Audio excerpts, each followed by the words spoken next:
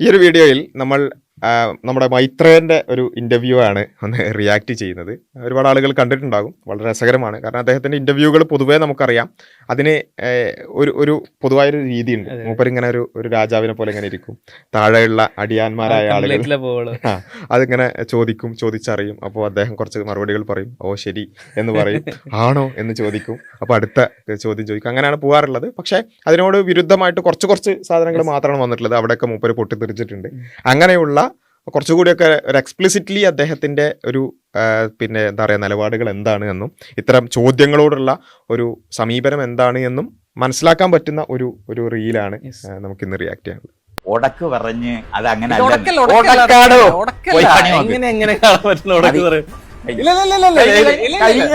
അത് കഴിഞ്ഞു.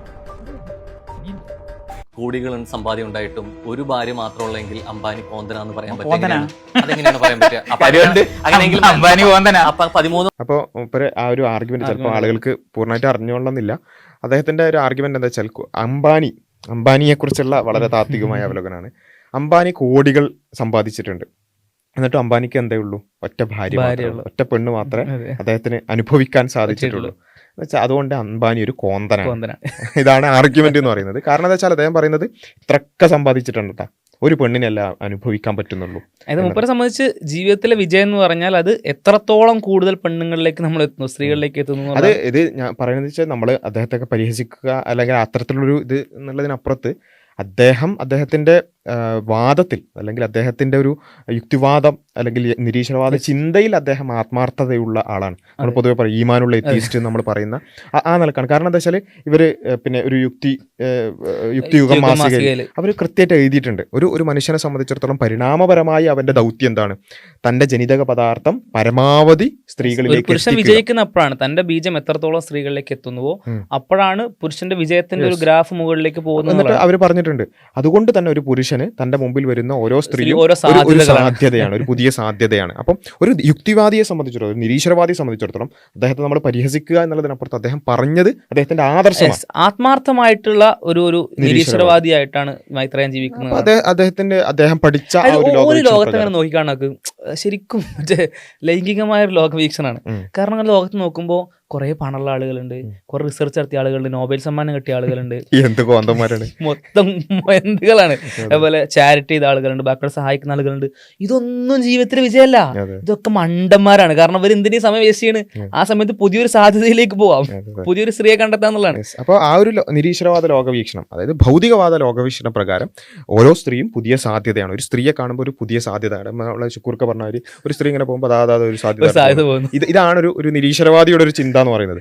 അപ്പോൾ ആ നിലക്കാണ് ചിന്തിക്കേണ്ടത്. അപ്പൊ അങ്ങനെ നോക്കുമ്പോൾ ആ ഒരു ലോകവീക്ഷണ പ്രകാരം നോക്കുമ്പോൾ അംബാനിനെ മൂപ്പർ ഇങ്ങനെ കാണാൻ എന്ത് കാര്യമുള്ള ഇയാൾ ജീവിച്ചിട്ട്. കാരണം കോടികൾ ഉണ്ട് എന്നൊക്കെ പറയുന്നത്, പക്ഷെ അയാൾക്ക് ഒറ്റ സ്ത്രീയേ ഉള്ളൂ. ഇതാണ് അയാളുടെ ചിന്ത എന്ന് പറയുന്നത്. അപ്പൊ ആ ഒരു കാര്യമാണ്, അതിനെക്കുറിച്ചാണ് ചോദ്യം വരുന്നത്. അംബാനി കോന്തനാണ് എന്ന് പറഞ്ഞത് ഇതിനെക്കുറിച്ച് ചോദ്യം വരും. 13 വർഷം ജയശ്രീ മാത്രം പാർട്ണർ ആയിരുന്നു അംബാനി കോന്തനാ.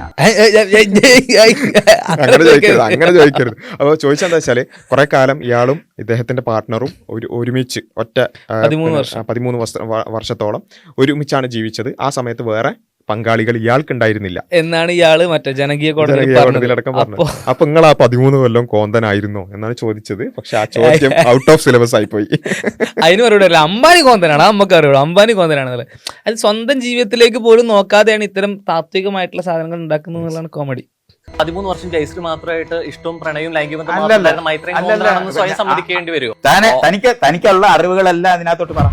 ഓൾറെഡി ഞാൻ മൈത്രനോട് ചോദിച്ച എന്നോട് ചോദിക്കണ്ട. ഞാൻ പറഞ്ഞില്ല, ഞാൻ ഇവിടുന്ന് എണ്ണിട്ട് പോകാതിരിക്കണമെന്നുണ്ടെങ്കിൽ ഇയാള് പറയണം, ഇയാളുടെ അറിവുകളെല്ലാം പറ. അതായത് ഞാനാണ് ഏറ്റവും കൂടുതൽ അറിവുള്ളവൻ. ഇനി നിങ്ങൾക്ക് എന്റെ മുന്നിൽ സംസാരിക്കണമെങ്കിൽ എന്ത് ചെയ്യാ? നിങ്ങളെ മുഴുവൻ അറിവ് പറയാം. നിങ്ങൾ മുഴുവൻ അറിവ് പറഞ്ഞിട്ട് എന്നേക്ക് കൂടുതൽ അറിവുണ്ടെന്ന് നിങ്ങൾ തെളിയിച്ചാൽ മാത്രമേ എനിക്ക് സംസാരിക്കണം. ഇത്ര കൂടുതൽ ധാർഷ്ട്യമുള്ള വേറൊരാളെ ഞാൻ അല്ല. ഇതില് ഭയങ്കര രസം എന്താണെന്ന് വെച്ചാല് നമ്മള് അദ്ദേഹത്തുമായിട്ട് ബന്ധപ്പെട്ടിരുന്നല്ലോ. അപ്പോൾ നമ്മളെ സുഹൈൽക്കായിരുന്നു മൈത്രേനെ വിളിച്ചിരുന്നത്.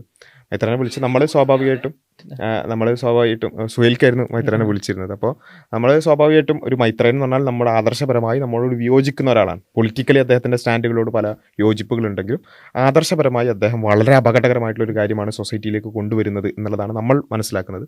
അപ്പോൾ അതുകൊണ്ട് തന്നെ അദ്ദേഹത്തിൻ്റെ ആശയങ്ങളുമായി ക്രിറ്റിക്കലി എൻഗേജ് ചെയ്യുന്ന ഒരു ഡിബേറ്റിന് വേണ്ടിയിട്ടാണ് എന്ത് ചെയ്തത് മൈത്രേനെ നമ്മൾ വിളിക്കുന്നത്. അപ്പോൾ മൈത്രേൻ പറഞ്ഞു വെച്ചാൽ എന്നോട് സംവദിക്കാൻ ആരാണ് ഇവിടെ ഉള്ളത്. നമ്മളതിൻ്റെ ക്ലിപ്പൊക്കെ ഇട്ടിരുന്നു, നമ്മുടെ വീഡിയോ ആയിട്ടാണ് ഇട്ടിരുന്നത്. നമുക്കൊരു സൗഹൃദ സംവാദം ആകാമല്ലോ സാർ. അതെ സാർ, അത് ഓഡിയൻസ് കുറെ പേര് നമ്മളത് ആവശ്യപ്പെട്ടിരുന്നേ. അതെ സാർ, അവസാനം നമുക്ക് അങ്ങനത്തെ ഒരു സെഷൻ ഉണ്ട്.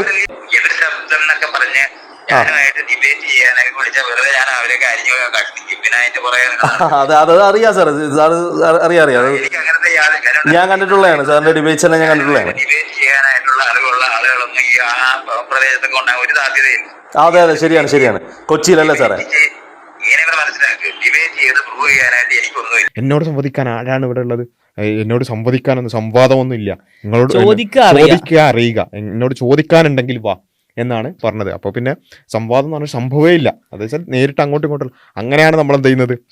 എന്നാൽ ശരി, ഇൻ്റർവ്യൂ എന്നുള്ള രൂപത്തിൽ പോയി മൂപ്പരെ കഥ മൊത്തം പറയിപ്പിച്ചിട്ട് അവസാനം മൂപ്പരെ വേൾഡ് വ്യൂ ഒന്ന് ചോദ്യം ചെയ്ത് നോക്കാവുന്ന നിലയിലാണ് നമ്മളന്ന് പോകുന്നത്. അപ്പോൾ ഇതാണ് ഇദ്ദേഹത്തിൻ്റെ ഒരു സ്ഥിരം രീതി എന്ന് പറയുന്നത്. ഹഷ്മിയുമായി ബന്ധപ്പെട്ടുകൊണ്ട് ആകെ എനിക്ക് തോന്നുന്നത് ഒരു മൂന്നോ നാലോ തവണയാണ് ഇദ്ദേഹം മറുചോദ്യങ്ങൾ വല്ലാതെ വന്നത്. ഒന്ന് നമ്മുടെ ഇൻ്റർവ്യൂവിൽ വന്നിട്ടുണ്ടായിരുന്നു, അതേപോലെ തന്നെ ക്രൈസ്തവ ഒരു ടീമിൻ്റെ അവർ പോയിട്ട് നന്നായി ചോദ്യങ്ങൾ ചോദിച്ചിരുന്നു, അവിടെയും ഇദ്ദേഹം വല്ലാതെ പതറിയിട്ടുണ്ടായിരുന്നു. പിന്നെ ഹഷ്മിയാണ് കാര്യമായിട്ട് ചോദിച്ചത്. ഹഷ്മി ചോദിച്ചപ്പോൾ ഹഷ്മിനോട് ചീറായിരുന്നു. അപ്പോൾ പിന്നെ വന്നത് ഇദ്ദേഹത്തിൻ്റെ ആണ്. എനിക്ക് തോന്നുന്നത് ഇദ്ദേഹത്തിന്റെ ഈ ഇന്റർവ്യൂവിലാണ് അത്യാവശ്യം എക്സ്പ്ലിസിറ്റ് ആയിട്ട് അദ്ദേഹത്തിന്റെ ആ ഒരു നിലപാട് പുറത്തു വന്നത്. ഹാഷ്മിനോടുള്ള സംസാരത്തിലും ഇയാൾ പറയുന്നുണ്ട്, മൈത്രേൻ പറയുന്നുണ്ട്, നിനക്കറിയില്ലടോ, അതാ ഒരു ധാർഷ്ട്യമാണ്. ഈ ലോകത്തുള്ള ഒരു മനുഷ്യനൊന്നും അറിയില്ല, ഞാൻ എന്തൊക്കെയോ അറിവ് പ്രത്യേകം, അത് ഇങ്ങോട്ട് മുമ്പിൽ പറയുന്ന അറിവൊന്നും ഒരു പുസ്തകത്തിലോ അല്ലെങ്കിൽ ഗവേഷണം നടത്തി ഉണ്ടാക്കേണ്ടതോ റിസർച്ച് ചെയ്ത് ഉണ്ടാക്കേണ്ടതോ ആയിട്ടുള്ള അറിവല്ല.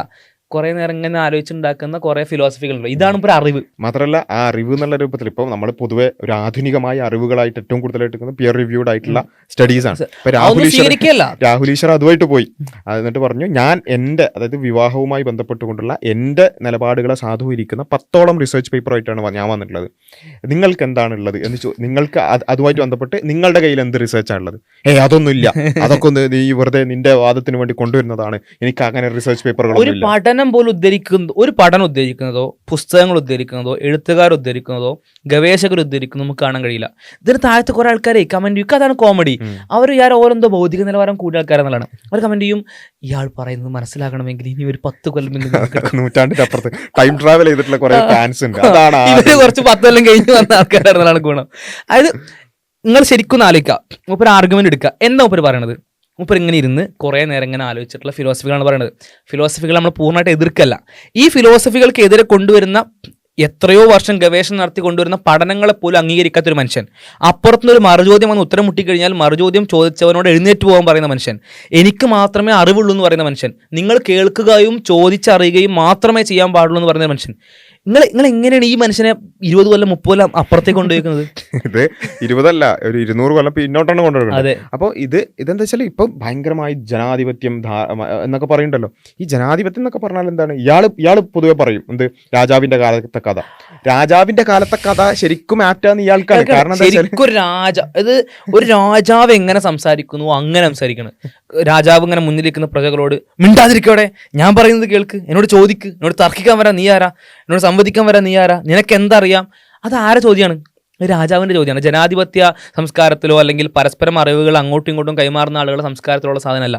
ഞാൻ എല്ലാം അറിയുന്ന ഒരു മുകളിലുള്ള ഒരാള്, ബാക്കി ആർക്കും ഒന്നും അറിയില്ല. മാത്രമല്ല ഇതില് ഭയങ്കര രസം എന്താ വെച്ചാൽ വൈശാഖൻ തമ്പി, അതായത് ഫിസിക്സിൽ അത്യാവശ്യമൊക്കെ നല്ല വിവരമുള്ള ആളാണ്. വൈശാഖൻ തമ്പി ഇയാളും തമ്മിലൊരു ഇന്റർവ്യൂ ഉണ്ട്. ശരിക്കും ഈ ഒറിജിൻ ഓഫ് യൂണിവേഴ്സ് അല്ലെങ്കിൽ പിന്നെ ബിഗ് ബാങ് ഇതിനെക്കുറിച്ചൊക്കെ ഫിസിക്സ് പഠിച്ച ആൾക്കാണ് കൂടുതൽ എന്തുണ്ടാവുക, അതിനെക്കുറിച്ച് ധാരണ ഉണ്ടാവുക. അപ്പോൾ വൈശാഖൻ തമ്പി എന്ത് ചെയ്യുന്നുണ്ട്, അദ്ദേഹത്തിന്റെ ആ ഒരു മാന്യതയിൽ നിന്നുകൊണ്ട് തന്നെ എന്ത് ചെയ്യുന്നുണ്ട്, ഇങ്ങനെയല്ല നിങ്ങൾ പറയുന്നത് പോലെ അല്ലല്ലോ കാര്യം എന്നുള്ളത് പറയാൻ ശ്രമിക്കുന്നത്. മൊത്തത്തിൽ അങ്ങോട്ട് അപ്പുറത്ത് ഇരിക്കുന്ന ആളൊരു ഫ്രണ്ട്ലി ടോക്ക് ആണല്ലോ. അപ്പൊ എതിർക്കാൻ ശരിക്കും അതൊന്ന് റിയാക്ട് ചെയ്യേണ്ട ഒരു വീഡിയോ നമ്മൾ ചെയ്തിട്ടുണ്ട്. തുടക്കത്തെ പറ്റി ഒടുക്കത്തെ ചർച്ച എന്ന് പറഞ്ഞുകൊണ്ടുള്ള റിയാക്ഷൻ നമ്മൾ ഓൾറെഡി കുറച്ച് മുമ്പേ തന്നെ ചെയ്തിട്ടുണ്ട്. അപ്പോൾ അതിൽ ഫിസിക്സ് പഠിച്ച വൈശാഖൻ തമ്പിയോട് ഇയാൾ പറയാണ് നിങ്ങളുടെ ഫിസിക്സ് ഒക്കെ അങ്ങനെയാണെങ്കിലും അങ്ങനെയാണ് പക്ഷെ അത് നമുക്ക് എന്ത് ചെയ്യാൻ പറ്റില്ല. കാരണം എന്താ, അങ്ങനെ ആ ഫിസിക്സ് അനുസരിച്ചാൽ അല്ലെങ്കിൽ ആ ഫിസിക്സ് നമ്മൾ എടുത്താൽ നമ്മുടെ ഈ ലോകവീക്ഷണം ഉണ്ടല്ലോ, ദൈവരഹിതമായിട്ടുള്ള ലോകവീക്ഷണത്തിന് കുറച്ച് പ്രശ്നം പറ്റും. അപ്പൊ പ്രപഞ്ചത്തിന് തുടക്കമുണ്ടാവുക എന്നുള്ളത് ഫിസിക്സ് അതൊക്കെ പറയുന്നുണ്ടെങ്കിലും പ്രപഞ്ചത്തിന് തുടക്കമുണ്ടായി നമ്മൾ കുറച്ച് അടങ്ങാറാവും. അതുകൊണ്ട് എന്ത് ചെയ്യില്ല, അതെടുക്കൂല എന്ന രൂപത്തിൽ പോലും പറയുന്ന ആ ഒരു നിലവാരം. അതായത് കുറച്ച് വിവരമുള്ള ആൾ അപ്പുറത്തുണ്ടെങ്കിൽ പോലും നിങ്ങളൊക്കെ അങ്ങനെയൊക്കെ ആണെങ്കിലും അതാണ് വിവരം എന്നുണ്ടെങ്കിലും ഞാൻ ഇതാണ് പറയുന്നത്, അതാണ് ശരി, അതായിരിക്കും ശരി, അത് കുറച്ച് കഴിയുമ്പോൾ പിന്നെ പ്രൂവ് ചെയ്യപ്പെടും എന്ന് പറയുന്ന ഒരു അവസ്ഥ വരെ നമുക്ക് കാണാൻ പറ്റുന്നതാണ്. നമുക്ക് ബാക്കി കണ്ടോക്കാം. താൻ ഇനി എത്ര കോടി പണം ഉണ്ടാക്കിയാലും തനിക്ക് ഉപയോഗിക്കുന്നതിന് ഒരു അതിലും ഞാൻ ഈ പണം സമ്പാദിക്കുന്നത് ഒന്നിൽ കൂടുതൽ പേരായിട്ട് ലൈംഗികത്തിൽ ഏർപ്പെടാൻ വേണ്ടിയിട്ടാണ്. വേറെ ഒന്നിനും 13 വർഷമായി ഇത്രയും സമ്പാദിക്കുന്നുണ്ടായിരുന്നു. ഞാൻ സമ്പാദിക്കുന്നില്ല. ഇല്ല, ഞാൻ 13 വർഷത്തിനുള്ളിൽ ചുറ്റുപാടുള്ള മുഴുവൻ ആൾക്കാർ എന്റെ ജീവിതത്തിലേക്ക് കടന്നവരുടെ മുഴുവൻ ജീവിതത്തിലേക്ക് ഞാൻ ഉണ്ടാക്കിയ ഓരോ രൂപയും ചെലവഴിക്കും. വീട്ടിൽ അയാൾ എന്റെ ഇയാളുടെ ഉദ്ദേശം, എന്റെ ഉദ്ദേശം സാധനം മനസ്സിലാക്കണം. തനിക്ക് അജണ്ട ഉണ്ട്. തനിക്ക് വിഷയം മനസ്സിലാക്കാനൊന്നുമല്ല. തനിക്ക് വിഷയം മനസ്സിലാക്കാനൊന്നും മനസ്സിലാക്കാനൊന്നുമല്ല. താൻ കാശ്മീരാണ്. ഞാൻ ചോദ്യം പൂർത്തീകരിക്കാൻ പോലും ഇല്ല, അനുവദിക്കത്തില്ല. അജണ്ട ഉണ്ടോ? അനുവദിക്കത്തില്ല. ഞാൻ നിന്നെ പറയാൻ അനുവദിക്കാത്തതുകൊണ്ട് തന്നെ ചോദ്യം ചോദിക്കാൻ അനുവദിക്കത്തില്ല. തനിക്ക് കേൾക്കാനുള്ള അറിവായിട്ടില്ല. കേൾക്കാനുള്ള അറിവായിട്ടില്ല, അതാണ് കേൾക്കാൻ പോലും അറിവാണ്. വെറുതെ അവിടെ മിണ്ടാണ്ടി പറയുന്ന കേട്ട് കേട്ടിട്ടാണ് അറിവ് വരുന്നത് അല്ലെ. എന്നെ പിടിക്കാൻ ഇയാൾ നോക്കുന്നതാണ് കുത്തുന്നത്. ഉത്തരം പറയുന്നില്ല എന്നുള്ളത് മാത്രമേ ഞാൻ ഉത്തരം പറയുന്നില്ല, മനസ്സില്ല. കഴിഞ്ഞോ? അപ്പോൾ ഇതാണ് അവസ്ഥ. എന്നിട്ട് അവസാനം എണീറ്റ് പോകുന്നുണ്ട്. അപ്പോൾ ഇതാണ് ഇതിൻ്റെ ഒരു യാഥാർത്ഥ്യം എന്ന് പറയുന്നത്. അദ്ദേഹം പറഞ്ഞൊരു കാര്യം അതിനെ വളരെ സിമ്പിളായിട്ട് ചോദിക്കുകയാണ്. അംബാനി കോന്തനാണെങ്കിൽ താങ്കളും 13 വർഷം കോന്തനായിരുന്നോ? അപ്പോൾ അതിന് എന്തെങ്കിലും പറഞ്ഞാൽ മതി. ഇനിയിപ്പോൾ അറ്റ്ലീസ്റ്റ് എനിക്ക് ആ സമയത്ത് ആ അറിവില്ലാന്നെങ്കിൽ പറഞ്ഞാൽ അതുപോലും പറയാതെ ഒരു നിലക്കും ഞാൻ എന്ന് പറയുന്നത് അതിന് ഒരു നിലക്കൊരു പ്രശ്നം ഉണ്ടാവില്ല എന്ന ഒരു നിലപാട് ആണ് യഥാർത്ഥത്തിൽ കാണുന്നത്. അതിനർത്ഥം മുപ്പര് പറയുന്ന എല്ലാ ആദർശങ്ങളും എല്ലാ ആശയങ്ങളും തെറ്റാണെന്നല്ല, അതിലും ശരികൾ ഉണ്ടാവാം. പക്ഷെ നമ്മൾ പറഞ്ഞാൽ ഇത്തരം ഒരാൾ പറഞ്ഞു എന്നതുകൊണ്ട് മാത്രം ചില കാര്യങ്ങളെ വേദവാക്യങ്ങളായിട്ട് തലയിൽ കൊണ്ടുകൊടുക്കുന്ന ആളുകളുണ്ടാവും. അവർ മനസ്സിലാക്കണം, ഇയാൾ പറഞ്ഞു എന്നുള്ളത് കൊണ്ട് മാത്രം ഒരു സാധനം ശരിയാകാൻ മാത്രമുള്ള ഒരു ക്വാളിറ്റി ഉള്ള ഒരാളല്ല. അല്ലെങ്കിൽ പറയുന്നത് പോലത്തെ ജനാധിപത്യ മൂല്യങ്ങൾ പാലിക്കുന്ന, പരസ്പരം അത്തരം സംവാദങ്ങളിൽ ഏർപ്പെടുന്ന, അറിവുകൾ കൈമാറുന്ന ടൈപ്പ് ഓഫ് ആളോ അത്തരത്തിലുള്ള ആശയങ്ങളോ അല്ല നോർമലി ഇയാൾ പറഞ്ഞു വെക്കുന്ന ഫിലോസഫികൾ. അതിൽ ഭൂരിഭാഗം സാധനങ്ങൾക്കും ഒരുപാട് പ്രശ്നങ്ങളുണ്ട്. പക്ഷെ അതിൽ ശരിയായിട്ടുള്ള ഭാഗങ്ങളുണ്ട്. തീർച്ചയായും അദ്ദേഹം രാഷ്ട്രീയപരമായി എടുക്കുന്ന നിലപാടുകളിലൊക്കെ പലപ്പോഴും ശരിയുടെ എലമെന്റുകൾ ഒരുപാട് കാണാറുണ്ട്. തീർച്ചയായും നമ്മൾ ഒരാളെ പൂർണ്ണമായിട്ടും അങ്ങോട്ട് ക്യാൻസൽ ചെയ്ത് കളയല്ല. അദ്ദേഹം പറയുന്നതിൽ പല ശരിയായ കാര്യങ്ങളുണ്ട്, ചിലതൊക്കെ വളരെ തെറ്റാണ്.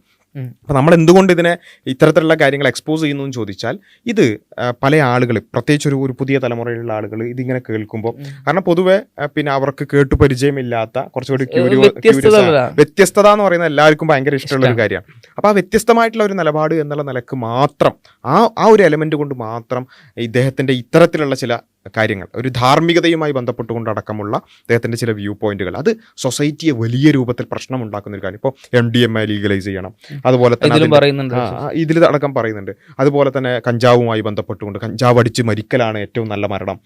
അതേപോലെ തന്നെ ലൈംഗികതയുമായി ബന്ധപ്പെട്ടുകൊണ്ട് ഒരു നിയന്ത്രണങ്ങളും ആവശ്യമില്ല, പരമാവധി സ്ത്രീകളുമായി ബന്ധപ്പെടലാണ് ഒരു ജീവിതത്തിൻ്റെ ഒരു അർത്ഥം എന്ന് പറയുന്നത്. അപ്പം നമുക്കൊരു ഒരാളിങ്ങനെ നോക്കുമ്പോൾ അയാളുടെ ജീവിതം അർത്ഥപൂർണ്ണമാണ് എന്ന് എപ്പോഴാണ് അയാൾ അനലൈസ് ചെയ്യുക? ഏറ്റവും കൂടുതൽ സ്ത്രീകളുമായി ബന്ധപ്പെട്ടിട്ടുണ്ടെങ്കിലാണ് അത് അർത്ഥപൂർണ്ണമാവുക എന്നതാണ് അളവുകോൽ എന്നുള്ള അർത്ഥത്തിൽ. അപ്പൊ അത്തരത്തിലുള്ള വളരെ ഡിസ്ട്രക്റ്റീവ് ആയിട്ടുള്ള ഐഡിയാസ് ഇയാൾ കൊണ്ടുവരുന്നു എന്നുള്ളതാണ്. അപ്പൊ അത് തീർച്ചയായും പുതിയ തലമുറയിൽ വലിയ ഒരു പ്രത്യാഘാതങ്ങൾ ഉണ്ടാക്കും. അതിനെതിരായിട്ട് മാത്രമാണ് നമ്മൾ എന്ത് ചെയ്യുന്നത്, ഇദ്ദേഹത്തെ എക്സ്പോസ് ചെയ്യുന്നത്. അല്ലാതെ ഇദ്ദേഹത്തോട് എന്തെങ്കിലും ഒരു പ്രയാസം ഉള്ളത് കൊണ്ടല്ല. ഇദ്ദേഹത്തിന്റെ നിലപാടുകളിൽ ചിലത് ഇപ്പം പിന്നെ പല രൂപത്തിൽ യുദ്ധവുമായി ബന്ധപ്പെട്ടുകൊണ്ട് ഒക്കെയുള്ള ഇദ്ദേഹത്തിന്റെ ആഗ്രഹങ്ങൾ വളരെ നല്ലതാണ്. പക്ഷെ അതിനു വേണ്ടി പോലും ഇദ്ദേഹം എന്ത് ചെയ്യാണ്, ഇദ്ദേഹത്തിൻ്റെതായ ഒരു വേൾഡ് വ്യൂ അതിലേക്ക് ഇഞ്ചക്ട് ചെയ്യാണ്. ഒരു കമന്റ് കണ്ടിരുന്നു, തൻ്റെ മുന്നിലിരിക്കുന്ന ആളോട് പോലും സൗമ്യമായി പെരുമാറാൻ കഴിയാത്ത ആളാണ് രാജ്യങ്ങളുടെ അതിർത്തി ഇല്ലാതെയാക്കാൻ, അതേപോലെ തന്നെ യുദ്ധങ്ങൾ ഇല്ലാതെയാക്കാൻ പോകുന്നത്. അത്തരം ഒരു വൈരുദ്ധ്യം നിലനിൽക്കുന്നുണ്ടെന്നുള്ളത് മാത്രമാണ്. ജനാധിപത്യത്തെ പറ്റി സംസാരിക്കുകയും രാജ്യസമ്പ്രദായത്തെ എതിർക്കുകയും എന്നാൽ രാജാവിനെ പോലെ പെരുമാറുകയും ചെയ്യുന്ന, മറ്റുള്ളവരോട് സൗമ്യതയും പാരസ്പര്യവും ചർച്ചകളും നടക്കണമെന്നും യുദ്ധങ്ങൾ ഒഴിവാക്കണമെന്നും രാജ്യങ്ങൾ പോലും പരസ്പരം സൗഹൃദത്തിൽ ജീവിക്കണമെന്ന് പറയുകയും എന്നാൽ തൻ്റെ മുന്നിലിരിക്കുന്ന ആൾ പോലും ഒരു ചോദ്യം ചോദിക്കുമ്പോഴേക്ക് സഹിഷ്ണു ആവുകയും ചെയ്യുന്ന ഇത്തരം ചില വൈരുദ്ധ്യങ്ങളാണ് നമ്മൾ പ്രധാനം. അതേപോലെ തന്നെ നേരത്തെ പറഞ്ഞത് ഏറ്റവും ഇമ്പോർട്ടൻ്റ് എന്ന് പറഞ്ഞാൽ ഇദ്ദേഹം പ്രചരിപ്പിക്കുന്ന അങ്ങേയറ്റം വിനാശകരമായിട്ടുള്ള അല്ലെങ്കിൽ അങ്ങേയറ്റം ഡിസ്ട്രക്റ്റീവ് ആയിട്ടുള്ള ഐഡിയാസ്, തോട്ട്സ് അതുമാണ് നമ്മൾ ഇദ്ദേഹത്തെ എതിർക്കാനുള്ള പ്രധാനപ്പെട്ട കാരണങ്ങൾ എന്നുള്ളത്. അത് കൂടുതലായിട്ടും അത് ഇങ്ങനെ അദ്ദേഹം എന്തോ ഒരു കുറച്ച് നൂറ്റാണ്ട് അപ്പുറത്ത് നിന്നുകൊണ്ട് സംസാരിക്കുന്നു എന്ന ഒരു വ്യൂ പോയിന്റ് മാറ്റി വെച്ചുകൊണ്ട് ക്രിറ്റിക്കലി അദ്ദേഹത്തിൻ്റെ വാദങ്ങൾ നോക്കുക. അദ്ദേഹം പറയുന്ന കഥകളൊക്കെ വളരെ രസകരമായ കഥകളാണ്. പക്ഷേ ആ കഥകൾ ഒരു ബാലരമ കഥ കേൾക്കുന്നതിൻ്റെ അപ്പുറത്തേക്കുള്ള ഒരു ഗൗരവത്തോടു കൂടി നമ്മൾ കേൾക്കുന്നുണ്ടെങ്കിൽ അതിനെ നമ്മൾ എന്ത് ചെയ്യണം, ക്രിറ്റിക്കലി എൻഗേജ് ചെയ്യണം. അതാണ് ഇപ്പോൾ നമ്മളുടെ ഒരു ഇൻ്റർവ്യൂവിലൊക്കെ നമ്മൾ ശ്രമിച്ചതാണ്. അദ്ദേഹത്തോട് മൊത്തം കഥ പറയിപ്പിച്ചു, എന്നിട്ട് ആ കഥയിലുള്ള വൈരുദ്ധ്യങ്ങൾ നമ്മൾ ചോദിച്ചു. അപ്പോൾ അവസാനം എന്തായി, അദ്ദേഹത്തിൻ്റെ കഥ കേൾക്കുമ്പോൾ ഭയങ്കര സുന്ദരമാണ്, ഭയങ്കര രസമാണ്. ഇവിടെയുള്ള പന്നിയും പൂച്ചയും പട്ടിയും എല്ലാവരും ഒരേപോലെയുള്ളൊരു കഥയാണ്. പക്ഷെ അതേ കഥയിൽ നമ്മൾ ചോദിക്കുകയാണെന്ത്, പിന്നെ പ്രായമായൊരു സ്ത്രീ പിന്നെ അവിടെ ബസ്സിൽ നിൽക്കുന്നുണ്ടെങ്കിൽ എഴുന്നേറ്റ് കൊടുക്കണോ? ആവശ്യമില്ല. തൊട്ടടുത്തുള്ള അയൽവാസിയായ ഒരാൾ പട്ടിണി കിടക്കുന്നുണ്ടെങ്കിൽ സഹായിക്കണോ? വേണ്ട.